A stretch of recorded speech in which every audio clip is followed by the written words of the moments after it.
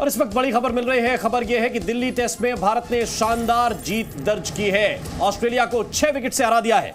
तो ये भारत ने शानदार जीत दर्ज की है। दिल्ली में ये टेस्ट सीरीज खेला जा रहा था और भारत की शानदार जीत यहां पर दर्ज की गई है। ऑस्ट्रेलिया को 6 विकेट से टीम इंडिया ने हराया। तीसरे दिन भारत ने जीता दूसरा ये टेस्ट मैच और जडेजा ने ऑस्ट्रेलिया के लिए 7 विकेट लिए और आर अश्विन ने ऑस्ट्रेलिया के 3 विकेट चटकाए। तो ये बहुत बड़ी खबर है और कपिल वशिष्ठ इस वक्त हमारे साथ जुड़े हुए हैं। Kapil, Border Gavaskar trophy 2 test मुकाबले और दोनों में एक तरह से टीम इंडिया डोमिनेट करती हुई।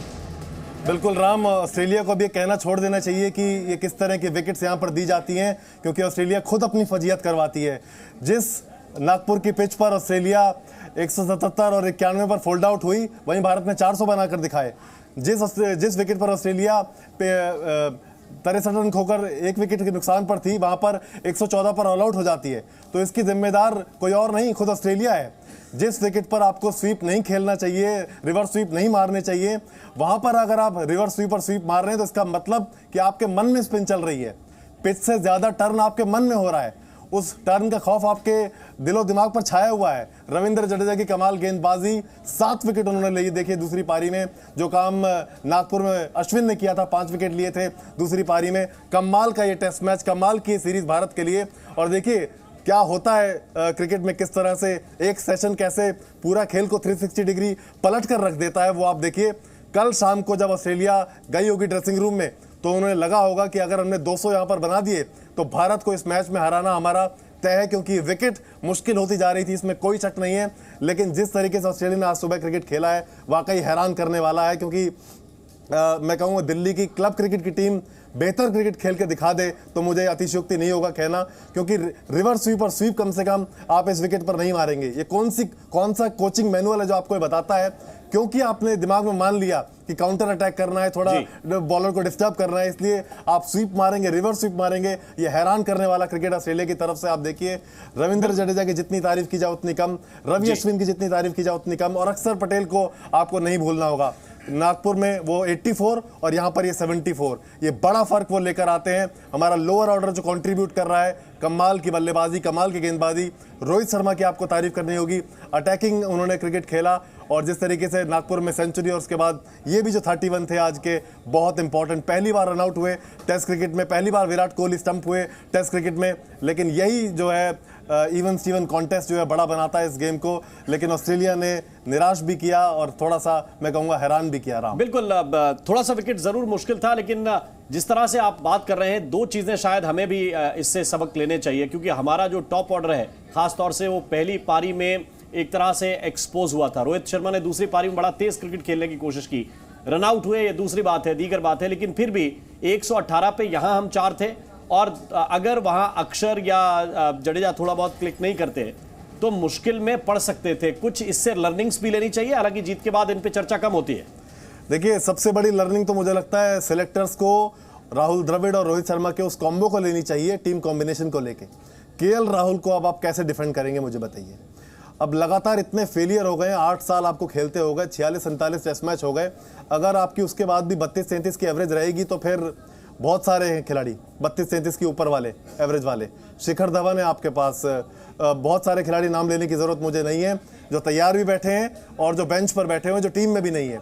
तो पहले 11 को लेकर आपको कॉल लेना होगा। आपके पास शुभमन गिल मौजूद हैं, आप खिलाइए शुभमन गिल को इंदौर टेस्ट में। आपको ठीक है, कोई बात नहीं, वाइस कैप्टन है केएल राहुल, लेकिन पहले भी वाइस कैप्टन ड्रॉप हुए हैं। अजिंक्य राणे भी वाइस कैप्टन हुआ करते थे जब वो ड्रॉप हुए थे तब भी। तो आपको ये कॉल अब लेनी होगी। बाकी सब कुछ इस टीम में सही है, अभी ओपनिंग में केएल राहुल की जगह नहीं बनती है। अब आपको शुभमन गिल को खिलाना होगा। आपने इतने मौके दे दिए केएल राहुल को, अब आप उनको डिफेंड नहीं कर पाएंगे। लेकिन जीत की अगर राम हम बात करें पहले, तो ये कहना होगा कि बहुत बेहतर दिखाई दे रही है भारतीय क्रिकेट टीम। और जो रिकॉर्ड है हमारा घर में खेलते हुए, 18 साल हो गए ऑस्ट्रेलिया को कोई भी टेस्ट जीते हो भारतीय सरजमी पर, और वो रिकॉर्ड हमारा लगातार कायम है।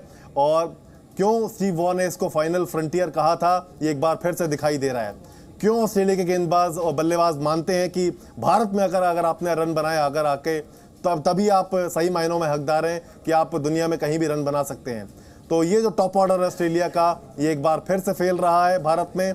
और एक से एक दिग्गज बल्लेबाज आकर चले गए, लेकिन देखिए चाहे स्टीव स्मिथ हो, लेबुशैन हो, चाहे फिर वार्नर हो, सब के सब जिस तरह से फ्लॉप रहे हैं, ये बताता है दरअसल कि कितना मुश्किल होता है साइकोलॉजिकली भी इन टर्निंग ट्रैक्स पर खेलना। और कोई ये कह नहीं सकता है कि ये कैसा विकेट बना दे के दे दिया। मैं फिर कह रहा हूं, ये गज गज भर टर्न नहीं हो रहा है। भारत में पहले हुआ करता था, लोग बोलते थे पिच पर उल्टी झाड़ू चला दी, इतना टर्न हो रहा है, कोई कैसे खेलेगा। लेकिन आपको ये समझना होगा कि स्पिन भी इसी खेल का हिस्सा है। एक बॉल आपके पैर पर और दूसरी बॉल आपके सर पे आके नहीं लग रही है। कोई ऐसा खतरनाक विकेट बिल्कुल नहीं है, ये बिल्कुल भी नहीं है। ये थोड़ा बहुत टर्न हो रहा है, लेकिन ज्यादा टर्न आपके मन में हो रहा है। और हुआ ये है राम कि 2-0 से हम आगे हो गए हैं। इंदौर और अहमदाबाद में से एक भी टेस्ट अगर भारत ने जीत लिया तो फिर भारत वर्ल्ड टेस्ट चैंपियनशिप का फाइनल खेलने के लिए क्वालिफाई कर जाएगा। और 7 से 11 जून ओवल पर यह मुकाबला खेला जाएगा और फिर वहां पर हम उम्मीद करें कि भारत वर्ल्ड टेस्ट चैंपियनशिप जीतकर उसका भी बादशाह कहलाएगा। ठीक है, लेकिन इस ओवरऑल मैच को कपिल जब हम देखते हैं एक एक करके हर एक चीज को बारीकी से जब एनालिसिस करते हैं तो दो चीजें इसमें साफ तौर पर दिखाई देती हैं। एक तो ये कि रविंद्र जडेजा वापस आए हैं अपनी चोट से और एक हीरो की तरह टीम में उन्होंने एंट्री ली, चाहे पहला मुकाबला हो उसमें रन भी किए, विकेट भी लिए। दूसरी पारी जहां लग रहा था कि अगर ऑस्ट्रेलिया 200 रन कर गई तो थोड़ा सा टफ हो जाएगा, वहां भी 115 के नीचे समेट देना टीम को, ये क्या एक तरह से वो फैक्टर साबित हुआ जिसने बड़ा आसान कर दिया पूरी टीम के लिए इस मुकाबले को? बिल्कुल आपने सही कहा राम, बिल्कुल आपने सही सवाल किया। आप देखिए 5 महीने बाद इंजरी के वापस आना और इस तरीके से गेंदबाजी बल्लेबाजी करना। एक मुकाबला उन्होंने फर्स्ट क्लास क्रिकेट में ज़रूर खेला था, वहाँ भी उन्होंने 7-8 विकेट निकाल के दिखाए थे। लेकिन नागपुर टेस्ट में आप देखिए जिस तरह की गेंदबाजी उन्होंने की, बल्लेबाजी की, मैन ऑफ द मैच बने, 70 रन बनाए और उसके बाद विकेट भी उन्होंने 7 विकेट लेकर दिखाए। और इस मैच में दूसरी पारी में 7 विकेट, पहली में 3 विकेट, मैच में 10 विकेट। और जिस तरह की गेंदबाजी की है, हम सब जानते हैं विकेट टू विकेट गेंदबाजी करना उनकी स्ट्रेंथ है।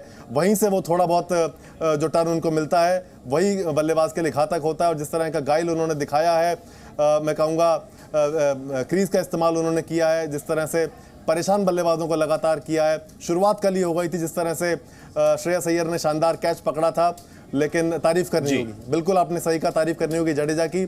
और रविचंद्र अश्विन और जडेजा, ये कॉम्बो भारत के लिए वो विनिंग कॉम्बो साबित हो रहा है जिसका तोड़ फिलहाल किसी के पास दिखाई नहीं दे रहा है। ऑस्ट्रेलिया स्पिन के सामने एक बार फिर सरेंडर, एक बार फिर वही कहानी भारत में ऑस्ट्रेलिया की। और जिस तरह से ऑस्ट्रेलिया खेल रहा है राम, कोई उम्मीद दिखाई दे नहीं रही है। ये 4-0 होता हुआ दिखाई दे रहा है मुझे, बिल्कुल यकीनी तौर पर। लेकिन फिर भी एक बात तो है कि बल्लेबाजी पर भी थोड़ा बहुत फोकस कपिल करना पड़ेगा और खासतौर पे जो सीनियर प्लेयर्स हैं